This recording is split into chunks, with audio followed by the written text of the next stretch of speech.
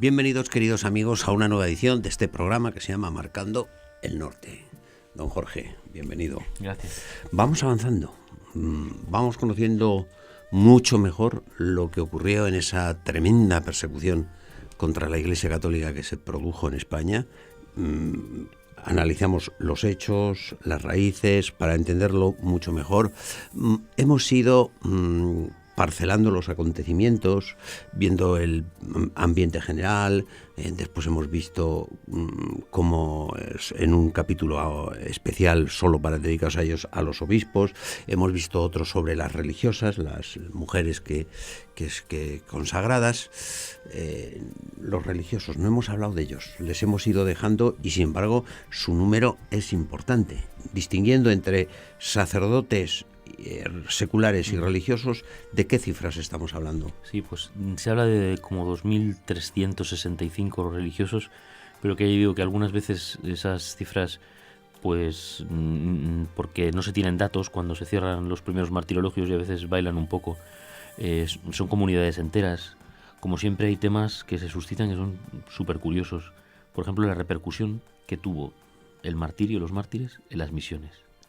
Porque descabezaron a todas las comunidades y tuvieron que venir los que estaban ya trabajando en misiones otra vez a España para volver a formar novicios. Con lo cual influyó de tal manera en las misiones que se quedaron también un poco allí descabezados para poder volver a seguir viniendo aquí a formar, ¿no? O sea que luego por eso todos los temas traen otra cantidad de poder meditar en muchas situaciones, ¿no? Comunidades enteras, por ejemplo, los hermanos de San Juan de Dios son los que mejor han hecho los deberes, tienen 95 mártires y todos están beatificados. Son casos muy claros, como apuntábamos ya como ejemplo. Hemos hecho referencia en algunos, ¿sí? Pues por el tema ¿De dónde son estos 95? Pues de Tarragona, de Valencia, de Málaga y de Madrid, donde tenían el psiquiátrico de Carabanchel, ¿no? Principalmente de esos sitios. Se ve claramente por el tema del servicio en caridad, ¿no? Como hacen los hermanos de San Juan de Dios, ¿no? Pero bueno, eso, como hemos hablado con las religiosas, igual, comunidades de clausura enteras, como pueden ser los benedictinos del Puello, en Barbastro. De docencia, como en Barbastro también son los escolapios, ¿no? O noviciados enteros, ¿no? El Santo Padre, cuando beatifica en 1992 a los hermanos claretianos de Barbastro, habla de seminarios, de un seminario mártir, ¿no? Incluso hay alguna publicación que lo llama así, ¿no? Chavales de 17, 18, 20, 22, 26, los superiores con más edad, pero entonces por eso, casas de formación, colegios, educando en caridad, o sea que los ejemplos de prácticamente congregaciones enteras, congregaciones pequeñas, que los operarios diocesanos no llevaban mucho tiempo formados, los operarios diocesanos los funda el beato Manuel Domingo y Sol a finales del siglo XIX, en 1890 y muchos, para atender los seminarios, ¿no? Él tiene esa vocación de hacer formadores superiores para seminarios. Fue muy bien aceptado, llevaban el Colegio Español en Roma y el Seminario de Toledo. Por ejemplo, hoy en día el Seminario de La Habana en Cuba lo llevan los operarios diocesanos. Ahora son menos, pero han estado trabajando en los seminarios, pues les mataron casi a 23, 25 me parece que son. Pues una comunidad incipiente que a lo mejor tiene 50 miembros, que te maten a 20, pues para empezar pues es un lío, ¿no? Y sin embargo, como siempre, la sangre de mártires pues hizo fructificar a todas esas congregaciones, ¿no? Pero congregaciones tradicionales, benedictinos, claretianos, agustinos, los agustinos 98 solo en el Escorial, ¿no? En Paracuellos, o sea que hay casos asombrosos, comunidades enteras de ciudades, en la casa madre, en las casas de formación. Bueno, veo que el tema nos sobrepasa, sí, son muchos, sí. Pero vamos a ir parcelando. Yo recuerdo en un programa que hablaba usted de una diócesis, Barbastro, donde, por cierto, además hay una película sobre eso, ¿no? Eso es. Sí. Hablaremos de eso. Donde matan al 98% del clero, es decir, todo. Los tantos por cientos, como siempre, están hechos con población y cantidad de víctimas, ¿no? Está claro que en Madrid y en Barcelona es donde más sacerdotes mataron, porque eran ciudades más había, claro, de millones de personas, ¿no? En aquel momento. Pero los porcentajes son los siguientes. Barbastro es la primera, con el 98%, y luego es Tortosa y Solsona, y Lérida, y después Toledo, que ya hablamos de la mitad, pero empezamos con eso. Mal, Bueno, pues verdaderamente son 230 sacerdotes pues es un roto muy importante. Nosotros, por ejemplo, perdón por seguir hablando de Toledo, pero hemos empezado a necesitar casas sacerdotales para ancianos ahora, porque no teníamos curas mayores, porque los habían matado en la guerra, ¿no? O sea que no ha habido clero mayor en cantidad hasta ahora, ¿no? O sea que por eso que luego, repito, se suscitan una serie de cosas en todos los aspectos, ¿no? Entonces, diócesis, luego diócesis con menos, pero bueno. Vayamos a Barbastro. Las citas son esas, ¿no? Pues en Barbastro... Es que salió, si usted se acuerda, cuando hablamos de los obispos, al hablar del obispo de Barbastro. Eso es. Pero dijimos, bueno, vamos a dejar a los religiosos. La película, que es larga, que se llama Un Dios Prohibido, quiere tocarlo todo, y bueno, pues es buena, hacen bien, es una película muy buena. Ya digo, la única pega a lo mejor que es un poco larga, ¿no? Pero es una película intensa que, como cada rato te va llevando al martirio de un grupo, pues estás con el alma en vilo toda la película, ¿no? Y deja muy claras las cosas. Solo una apreciación, pero que no es culpa de la película ni de la dirección de la película. El que escribe el libro, el claretiano que escribe el libro, es hijo del alcalde republicano de Barbastro. A ver, ¿cómo? ¿Él? El que no tiene la culpa, pobrecito, de que su padre fuera republicano. El que escribe el guión de la película. El que escribe el guión de la película es un libro muy famoso que se llama Estos dieron su sangre. Ajá. Que es un claretiano que escribe ese libro, que es de donde copia la película, cuyo padre es el alcalde republicano. Entonces los deja un poco bien, ¿no? A toda la situación, no a los que matan, no a los milicianos que matan. Sí, porque en la película los que matan vienen de fuera. Eso es, sí. Bueno, y eso... Ahí hay un tema también que es muy... Y eso fue verdad en muchos casos. Sí, pero, porque de acuerdo, pero vienen de fuera porque los de dentro les llaman. Eso también es verdad. O sea, que encima cobardicas. O sea, que muchas veces por no verse implicados o eso, por no querer matar ellos mismos, pero normalmente eso, que es cierto, que en muchos sitios, en algunos no, pero en muchos sitios eran milicianos que venían de fuera, venían avisados porque, o cuando pasaban, alguien se chivaba y decía, en tal sitio está el cura o en tal sitio, ¿no? O sea que de eso habría mucho que hablar, ¿no? La diócesis de Barbastro, por desgracia, en el sentido martirial, para felicidad de los santos, pero por desgracia humana, pues es la que peores consecuencias tiene, tanto en el clero diocesano como en el clero regular, como en los religiosos, no así en las religiosas, ¿no? O sea, sobre todo el obispo, ¿no? Que ya contamos que fue un martirio atroz, sacerdotes diocesanos, pues todos, los canónigos de la catedral, los que estaban de capellanes de religiosas, ¿no? Y luego los religiosos, ¿no? Comunidades enteras, como ya hemos dicho, los claretianos de Barbastro, los del Padre Claret, de San Antonio y María Claret, benedictinos de la comunidad del Puello, y los escolapios que estaban también en la ciudad, ¿no? O sea que es una diócesis pequeña, es cierto, ¿no? Pero eso desapareció. O sea, ahí sí que se puede hacer real, ¿no? La expresión que se quiso hacer. Vinieron luego de Barcelona, venían como muy rabiosos ya no de perder la guerra, pero sí de empezar a perder sitios. Y ahora que dice usted esto, que habla usted de los escolapios de Barbastro, cuando se hace la desamortización de Pascual Madoz en 1855, una de las excepciones que pone el ministro que hace la desamortización, que fue una desamortización, como él decía, total, eran los escolapios de Barbastro. Uh-huh. Y en el debate, dice, lo digo porque yo he hecho la excepción porque yo estudié allí. Porque estudié. O sea, en la desamortización les perdonan y sin embargo ahora, o sea, eso quiere decir que llevaban siglos los escolapios en Barbastro, ¿no? Bueno, pues se cuenta de la pasionaria, que fue sanguinaria con curas y frailes, y sin embargo, al haber estudiado en un colegio de monjas, a las monjas las trataba de otra manera. Incluso salvó la vida de alguna. Ya. A alguien que fue a visitarla ya cuando estaba demenciada, pues al preguntarle por aquel periodo se le puso a cantar una cancioncita de la Virgen Santísima, recordando pues todo lo que vivió de niña, de una familia tradicional y habiendo estudiado en monjas, ¿no? Bien. Oiga, y por aquello de que estamos en Santander grabando este programa, ¿por qué? Por elegir Santander.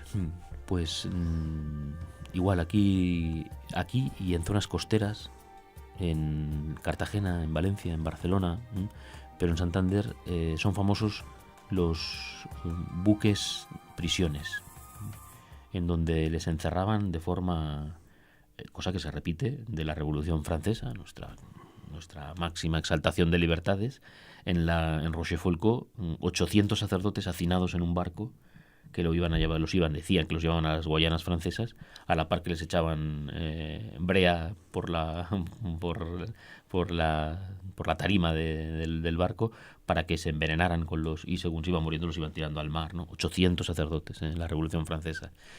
Algo así, para demenciarlos, los hacinaban para que se trastornaran un poco.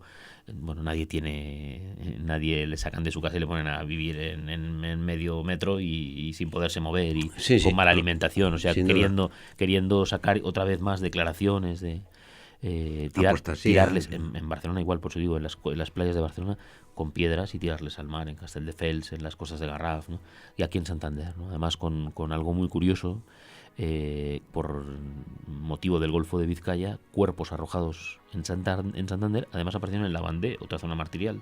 En las playas francesas de Lavandé aparecieron cuerpos en donde, fuera de toda sospecha y de toda duda, médicos franceses forenses determinan cuerpos, ¿no? Yo he publicado ahora, me hice con una revista que se llama Il Mattino Illustrato, que empiezan a hacer esas revistas que hacen ya con fotografías. Como de esto no hay fotografías, de este momento pues es un dibujo, es el único que hay. Y entonces es la playa de Lavandé, de Francia, los cuerpos de los mártires atados con grilletes, ¿no? Y unos pescadores que se los han encontrado. Entonces son testimonios de los forenses franceses determinando. Incluso hay un agustino que se le reconoce porque claro, los cuerpos llegaban en muy mal estado, ¿no? Después de todo ese viaje marítimo, ¿no? Llegaban en muy mal estado, pero por las iniciales de la ropa interior se le puede reconocer, ¿no? Algo llamativo en los mártires de Barbastro, que se pudo reconocer cada cuerpo por la ropa interior, ¿eh? Después del tiempo que pasan en tierra y algunos un poco descompuestos, como conservaban la lista de la lavandería del seminario, de los que estaban viviendo en la casa de Barbastro, por la ropa, el número de la lavandería, pudieron sacar quién era quién, ¿eh? Algunos reconocibles, pero otros no, ¿no? Bien. Madrid. En las grandes ciudades, pues hemos puesto marítimas, las grandes ciudades, Madrid, Barcelona. Hay en Valencia. Hay Sevilla termina enseguida, es muy poquito tiempo, pero en esas grandes ciudades que están prácticamente hasta el final de la guerra, pues la ventaja que tienen es el poderse esconder, ¿no? El que es más fácil en una ciudad grande, ¿no? Sí. Hay, por ejemplo, es una pena, y hay que decirlo así, porque tal vez sean las diócesis menos conocidas. Hay martirologios escritos, libros sobre los mártires, los primeros años, en Madrid, en Barcelona, muchos de las familias religiosas, pero sí que, bueno, decimos de Palencia, que es la catedral, la gran desconocida, ¿no? Pues martirialmente Barcelona y Madrid son las grandes desconocidas. Hay testimonios de sacerdotes y... Bueno, yo he leído un libro sobre Madrid. Sí. El clero secular se titula Como un río de sangre. Eso es, sí. Sí. Y ahora se ha publicado alguna cosa, pero por ejemplo no hay causas de... Esa es una tesis doctoral, Pero eso, una tesis doctoral. Sí. Yo hablo de mi terreno. No hay causas de mártires, ¿no? No hay procesos de los sacerdotes de Barcelona ni de los sacerdotes de Madrid, ¿no? Y es una pena porque son cientos de cientos, ¿no? Más grandes, pues más mártires, ¿no? Bueno, es que en esa tesis doctoral yo he leído el relato que cuenta documentado de cómo se llega incluso a imitar los primeros mártires de los emperadores romanos, sí. Que es la Casa de Fieras, que yo la he conocido. Sí. La Casa de Fieras era el zoológico de Madrid, que estaba en el Retiro. Yo he ido ahí a ver las fieras de niño. No había, para quien no lo sepa, no había zoológico en Madrid, no había lugar donde estuvieran no existía entonces. Entonces había una serie de animales metidos en unas jaulas, a los que, como ha estallado la guerra, no se les ha dado de comer durante tiempo, e incluso creo que algunos mueren por inanición durante la guerra, pero que en un primer momento no se les ocurre otra cosa que a gente a la que detienen, a cristianos, a católicos a los que detienen, de echarlos a las fieras. Y a los osos y los leones se los comen. Parece que hay datados, me parece que son hasta 15 personas. O sea, tampoco fue una cosa muy general, pero eso, como un entretenimiento, ¿no? Para hacer la gracia, ¿no? Y hasta 15 personas está documentado, ¿no? Hay gente que está estudiando, Ezpeleta, que no salía antes el nombre, todo lo que se llama el Madrid de catacumbas, ¿no? Sitios donde se podía confesar, casas en donde se celebraba misa, ¿no? O sea que por eso lo que hablábamos antes, ¿no? Una historia de personas que sabían que si en la casa se celebraba misa, se los podían detener a todos, y ya no solo el sacerdote que celebraba misa, sino al dueño de la casa, mujer, hijas y todo, sobre la marcha además, ¿no? No hemos hablado de eso, de la iglesia de catacumbas de las grandes ciudades. Que existe, ¿no? Y en pueblos también, ¿no? De conservar el Santísimo en cajas de betún, de ir a hacer como que se visita a no sé quién y llevar la comunión. Hablaba usted de la Vendée, la guerra de la Revolución Francesa, que también lo ha ilustrado en un libro Alberto Bárcena, y ahora que dice usted esto, me acuerdo que en un programa el profesor Bárcena contaba aquí cómo San Juan María Vianney toma la comunión en un granero. Y que tapan con carros de paja para que no se vean las luces. Ya ha pasado el terror, es un segundo periodo dentro de la Revolución, pero por eso, igualdad, fraternidad, libertad, y vamos a acabar con la Iglesia ya de paso, que es de lo que se trata, ¿no? Y ahí hay un problema muy grave, claro, el de los curas juramentados, ¿no? O sea, aquí vuelvo a repetir lo de antes que decíamos programas atrás de Paul Claudel, el testimonio de los sacerdotes, ¿no? Y sacerdotes pues con vidas benemeritísimas, con vidas de caridad, ¿no? Sacaban dinero, luego había un problema, el sacerdote se ordenaba y a veces se llevaba a sus padres consigo, y a veces algún hermano pequeño, y tenía que sacar a toda la familia. No había sueldos como hay ahora, ¿no? O sea que se vivía de una forma muy paupérrima, y se cuenta de muchos, pues que claro, decimos lo típico, pero que lo hacían ellos, que era dejar una moneda debajo del enfermo al que se le iba a visitar, o llevarles comida, o mandar a la hermana del sacerdote para que a tal casa donde había él ido a llevar los sacramentos, ¿no? Pastores, ¿no? Hablábamos también de un artículo de unos sacerdotes de un pueblo y lo titulábamos así: pastores, luego mártires. O sea, el que ejerce de verdad el sacerdocio, pues vive en esa entrega y no le sorprende nada, en definitiva, ¿no? Y repito, de muchos, otros no, porque son jóvenes. Pues recuerdo a Francisco Maqueda en Toledo, pues subdiácono, no había llegado ni a ordenarse, con 24 años. Al beato Miguel Sánchez Beato, recién ordenado, pues con 3 meses, no llega ni a tener destino. A otro sacerdote, Isabelo, que cuenta como ese se ordena como en febrero, ¿no? Que no ha podido haber cantemisa en el pueblo, pues porque ya está la cosa, ¿no? Ni han izado la bandera, ¿no? Eso que hacemos en nuestros pueblos, de cuando se ordena un sacerdote, se coloca una bandera blanca en el campanario para que se sepa, y hasta que no se desgaja no se quita, ¿no? Pues ya dice, y en el libro además, en el libro de sacramentos de la parroquia, tal día, tal hora lo tuvimos que hacer sin que se viera, no se pudo poner la bandera blanca, pobrecillo, celebró todo de mala manera, ya lo celebraremos cuando se calmen las cosas, cuando se calmen, que le mataron al pobre antes de 6 meses, ¿no? O sea que esos jóvenes, pues claro, no tuvieron vida ministerial, pero los sacerdotes que ya tenían sus 40, 50, 60 años, pues yo afirmo, y sin miedo a equivocarme, que de la mayoría se podría hacer un proceso de virtudes, como dijimos con los obispos, ¿no? Se podría hacer un proceso de virtudes aunque no los hubieran matado. Eran santos sacerdotes. Hombre, hay que estar entrenado para llegar al martirio. Dios da gracia, pero un poquito de entrenamiento por la parte sí que hace falta. Hablaba usted en el 34 de seminaristas que habían matado en la revolución en aquella persecución. Ahora también hay en el 36 de jóvenes seminaristas. Conservo una lista. Yo doy gracias, lo he dicho otras veces también, a los sacerdotes que trabajaron en su momento, que son los que recogen los datos. Conservamos una lista nosotros de todos los seminaristas que están en el seminario y qué ha sucedido con ellos. Nosotros tenemos, ahora hace poco ha llamado la atención uno en Boadilla del Monte, un seminarista nuestro de Toledo, que le matan en Boadilla del Monte y ha salido ahora una lápida que se ve que por las brozas y por la hierba había quedado tapada, y ahora de repente la han descubierto como si fuera en el lugar donde los matan, ¿no? Fulanito está en el frente, se ha ido a su casa y parece que no va a volver, lo han matado, está en el frente, ¿no? Así todos los seminaristas, ¿no?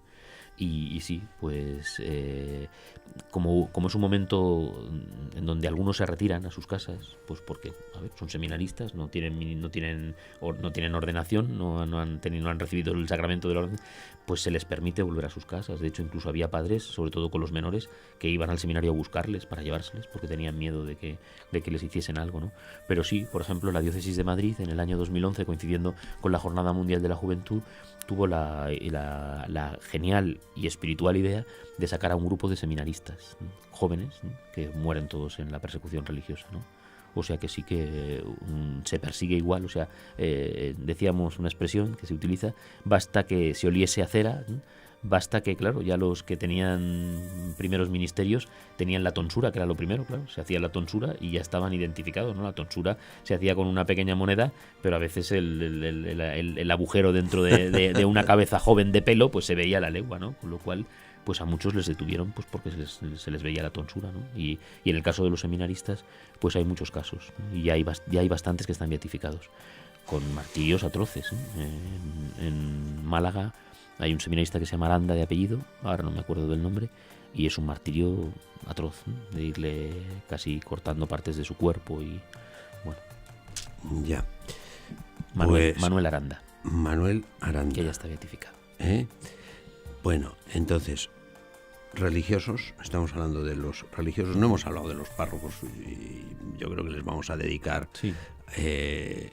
un capítulo. Aparte hemos hablado de diócesis, diócesis costeras, diócesis grandes diócesis. Ha salido un tema que no habíamos visto, ¿no? Que es la iglesia de catacumbas. La iglesia de catacumbas. Y que está poco trabajado. O sea, vuelvo a repetir que este señor de Madrid, pues lo la gente sigue viviendo, sabiendo que se juega la vida. Sí.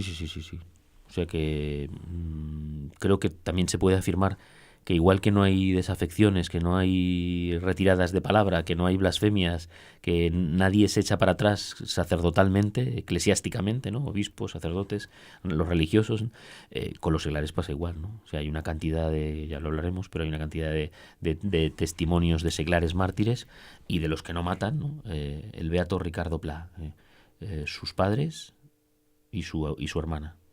Pelotón de fusilamiento, la hermana dice que se apareció nuestro señor vestido de mono, miliciano, porque cuando ya los iban a fusilar apareció un miliciano y dijo, ¿pero qué estáis haciendo? A su casa. Y luego matarán al sacerdote, pero a ellos no les matarán, ¿no? O sea que gente que iba a pelotones de fusilamiento y a los que fusilan algunas veces, ¿no? Pero que no se echan para atrás tampoco, ¿no? O sea que es verdad que ¿qué sucede? Que es una afirmación yo creo que también tajante.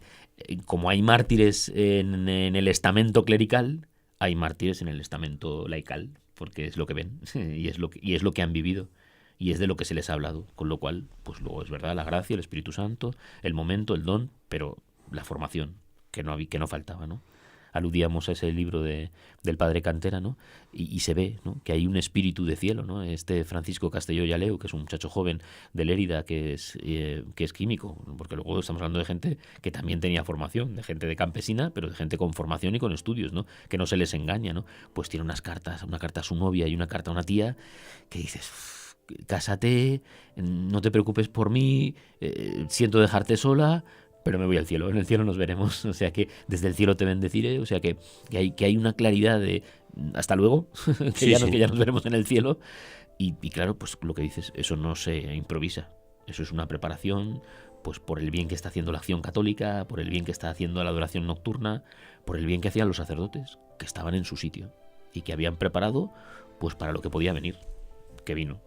Sí, no, sin duda, o sea, es todo un capítulo. Incluso hablaba usted en un capítulo anterior de una religiosa que le llamaba usted la Colbe Toledana. Está sacando un documento. Sí, como estábamos terminando con los religiosos, pues luego de los santos decíamos que precisamente los primeros santos no son del 36, da tiempo, ¿no? Todavía. Muy brevemente. No son del 36, sino que son del 34 y este del 37. Es un hermano de La Salle que se despide de su familia. Querido padre... Tiene usted la carta, sí. Yo le estoy viendo, no le pueden enfocar las cámaras. Querido padre, pues sí, esta es una carta... Cuando la lea la enseñamos. Querido padre y familia, he sido juzgado y condenado a muerte.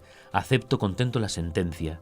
No me han hecho ningún cargo, o sea que le mataban porque sí, solo porque soy religioso. He sido condenado. No lloréis, no soy digno de lástima. Moriré por Dios y por mi patria. Adiós, os esperaré en el cielo. La educación católica, el despedirse de su familia, ¿no? Pero eso que digo, ¿no? Adiós, os esperaré en el cielo, ¿no? Parece el título de una película, ¿no? Y es el título de nuestra fe, hasta la vida eterna. Pues hasta el próximo programa. Don Jorge me lo ha puesto facilito. Muchas gracias, queridos amigos, por haber estado con nosotros en este programa. Decirles que nos vamos a poner a trabajar inmediatamente. ¿Para qué? Pues para que dentro de unos días podamos ofrecer una nueva edición de este programa que se llama Marcando el Norte.